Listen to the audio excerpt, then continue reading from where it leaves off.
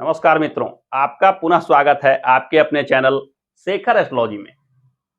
घरों में प्रायः करके देखते हैं कि बरकत रुक जाती है, यानी घर में धन संपत्ति का जो आगमन है, रोजी रोजगार से जुड़े जो काम हैं, उनमें कहीं बाधा विघ्न लग जाता है, जिसे आम बोलचाल की भाषा में कहते हैं कि घर की बरकत रुक गई है।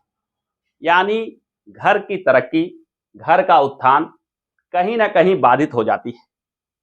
आज हम चर्चा करेंगे घर के बरकत के बढ़ाने के लिए कुछ खास उपाय के बारे में और जानेंगे 5 महत्वपूर्ण कार्य, जिसे यदि आप करते हैं तो यह निश्चित मानिए कि आपके घर में लक्ष्मी का आगमन धीरे धीरे बढ़ने लगेगा, घर में सुख समृद्धि उन्नति दिखने लगेगी, साथ ही साथ घर के माहौल को भी यह सकारात्मक करते जाएगा।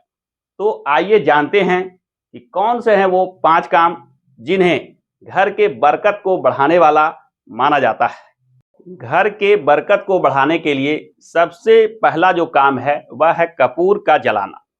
आपको चाहिए कि घर में प्रत्येक सप्ताह शुक्रवार के शुक्रवार दिन आपको संध्या के समय पूजा पाठ के क्रम में कपूर जलाएं और समस्त घर में दिखाएं।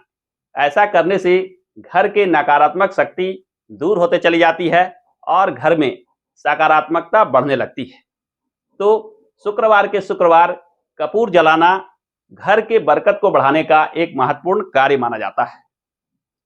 दूसरा जो कार्य है वह है संध्या के समय दीपक जलाते समय हमें चाहिए कि सरसों तेल में एक दीपक जलाएं, साथ ही साथ उस तेल में 2 लौंग डालकर रख दें। उसे सारे घर में दिखाने के बाद पूजा स्थान पर रख दें। ऐसा करने से शास्त्रों में ऐसा वर्णित है कि सरसों तेल का यह दीपक घर में सकारात्मक शक्ति को बढ़ाता है, घर में देवी देवताओं का आशीर्वाद बनने लगता है। साथ ही साथ ऐसा करने से घर में जो अकारण कष्ट बाधा विघ्न के योग बन रहे थे, घर में लड़ाई झगड़े अनबन के जो योग बन रहे थे, वह भी धीरे धीरे दूर होते चले जाते हैं और घर के सभी पारिवारिक सदस्यों में सुख समृद्धि प्राप्त होने लगती है, सौहार्द प्राप्त होने लगती है।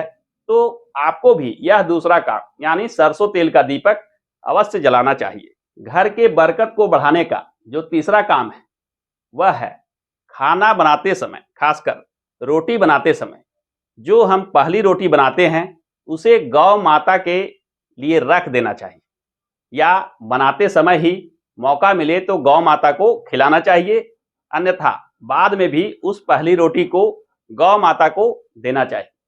ऐसा करने से माना जाता है कि घर में लक्ष्मी का आगमन बढ़ जाता है।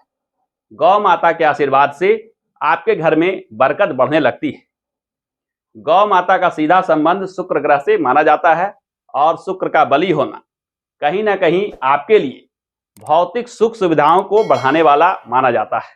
घर के बरकत को बढ़ाने का चौथा जो महत्वपूर्ण कार्य है वह है कि हमें पक्षियों को दाना देना चाहिए। पक्षियों को दाना देने से राहु के साथ साथ बुध ग्रह के शुभ प्रभाव देखने को मिलते हैं।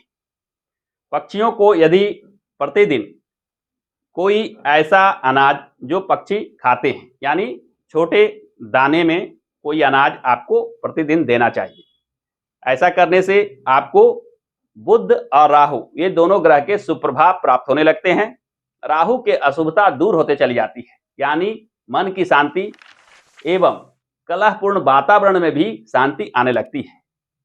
पक्षियों को दाना देते समय एक बात का अवश्य ख्याल रखें कि दाना के साथ साथ पक्षियों के पीने के लिए पानी की भी व्यवस्था कर दें, यानी छोटा पात्र में पानी भी उस जगह पर रख दें ताकि दाना के साथ साथ पक्षी पानी का भी सेवन कर सकें।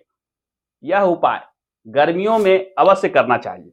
गर्मी के समय में ऐसा हम देखते हैं कि पशु पक्षी पानी के बिना इधर उधर भटकते रहते हैं और इन मूक जीव की जो सेवा सहायता करते हैं उन्हें इनका आशीर्वाद अवश्य में प्राप्त होता है।